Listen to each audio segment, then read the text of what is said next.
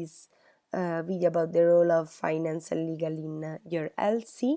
So as LCP, you need to be 100% aware of what your finance is doing and why it is so important to have this position inside your LC. So let's start with a very basic JD. The finance and legal is the area responsible to provide financial sustainability to boost operation in the short and long term. So that means, of course, we are a back office area, so our purpose is not to do very weird things, but just to push operation to do more and achieve more exchanges, because that's what we do. Then, of course, we're taking care of the financial and legal ecosystem of the entity. And very important to say is that the finance is not a person working individually, but is a person needs to work in synergy, so be part of every kind of corner and synergy that is happening in the EB level, but not only, and provide education to the other areas about what they need to do in order to be 100% legal and sustainable in the LC. Here we can see a bit of legal lag measures that we can actually use for the finance and legal position. They are not all of them here, because for example we're missing like the financial goal, things like that, but there are some, let's say, ideas on how to track this position concretely, because that's the problem we usually have with the finances. What I want to underline is that from now, not from now, but like since 2 months from now, we have a new motion in the company that says that we need to have as a priority the finance and legal in the LCs. So this role is mandatory if you don't have a very critical situation in your EB in terms of elections. You need to have this position as priority. So yes, do not take it for granted, and just go around and look for this profile inside your LC. As main activity, we have a few, like we have some here, but you can have much more. We have a responsible for budget creation, monthly execution, credit arising for HV for the ones that have the area, accountancy and legal support to operation, financial sign implementation, investment plan for HR, development, revenue diversification strategy, service partnership implementation, and financial education.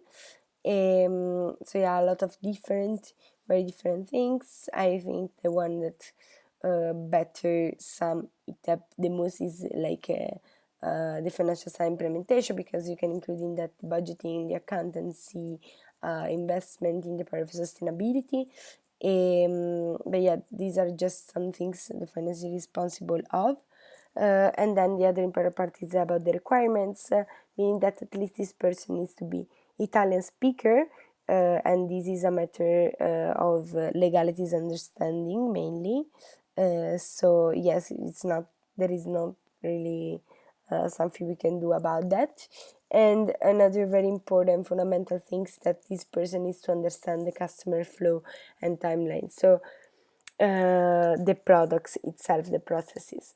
If we still have in our mind the finance profile as a profile that needs to be a kind of a nerd, it's not what we are looking for. We are looking for a person that is really capable of understanding the operation as a priority, because then the finance thing can be actually covered with a bit of transition.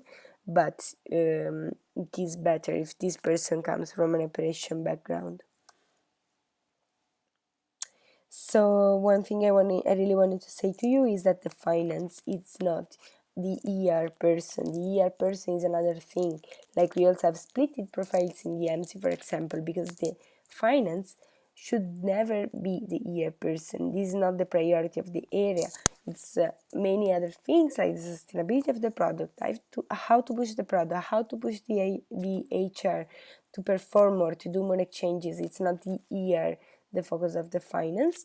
So please take this into consideration. And of course, if you have a very developed area, you can also think about exploit the external opportunities that you have, but be very mindful with the responsibility that you give to the finance, because it's not the job of a finance to do here. I will go first in the product's current state of our entity. So here we have first the IGV sustainability. As you can see in the first chart, you have the realization and approval of IGV. In this case, talking about finance, we are interested in the realization peaks, because like as you can see, like we have the first realization peak in October, and then these revenues in the cash flow, like when we get actually the money, it happens in January as a peak. And then the realization of that we have in January, the peak is actually happening in May and April.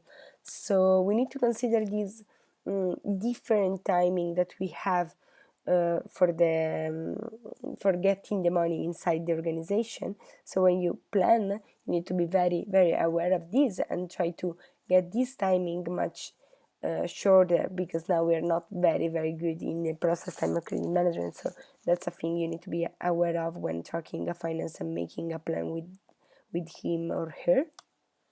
And then in terms of OGX is very different, because the OGX approvals, we get the revenues out of it very fast, in the same moment almost. So in the peak of November, we had the peak of November itself in terms of revenues, and then for the peak of April, we had the peak of revenues in April and May.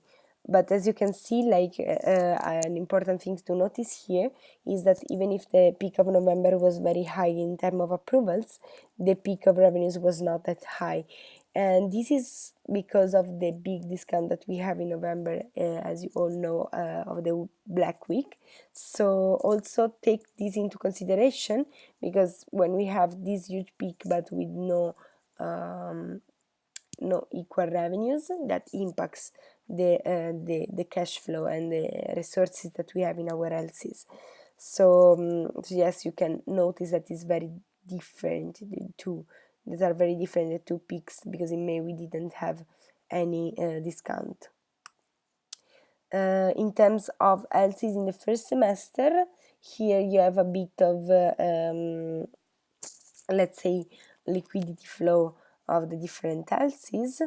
As you can see, in general, the trend was losing a bit of liquidity, and it was because of many reasons. Like, of course, the model that we use in IGV was not allowing us to have a lot of revenues out of it, but also the multiples discount that we had in OGX made us be in this situation. And the red that you see inside the table is because of the because these LCs were in debt with the MC at that time.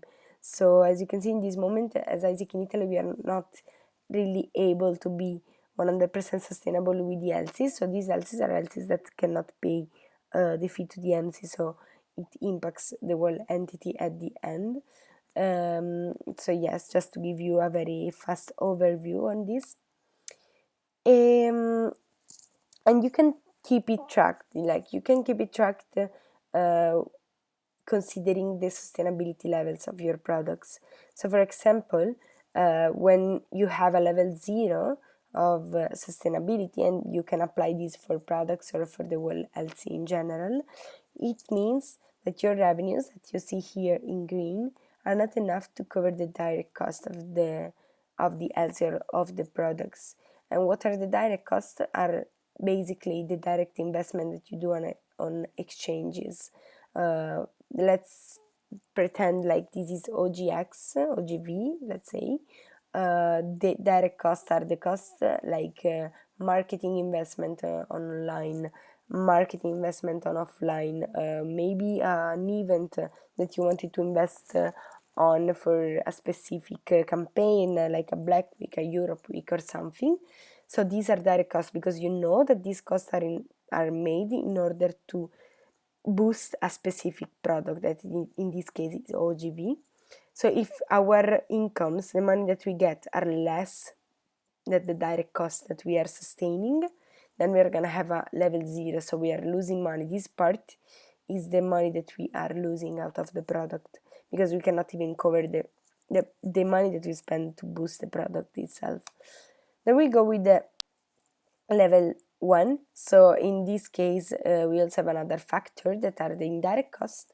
So basically, you don't have only direct costs to sustain in your healthy life, but you also have the fee, the conferences, the HR investments, the everything else that is not marketing investment, things like that. So these are indirect costs, and they need to be split in the different products. So when you have revenues enough to cover the direct cost, so as you can see, it's higher, this column, but it's not enough to cover the total cost, so the sum of the direct cost plus the indirect cost here, then we have a level 1. So the product is not sustainable because it's still having a loss, but at least it covers the cost that you need to sustain in order to boost it directly. And then we go with the level 2. So in the level 2, you can see your revenues are at least higher as the total cost. So you're having a big zero. You're not having profit, you're not having loss. You're just being perfectly a zero. But what we strive for is level 3. So actually having a profit out of it. As you can see, this part of green that goes up is the profit that we have out of the product. So it is covering the direct cost, is covering the indirect cost, and we also have money more that we can invest again in the organization for the next month. So that's what we strive for.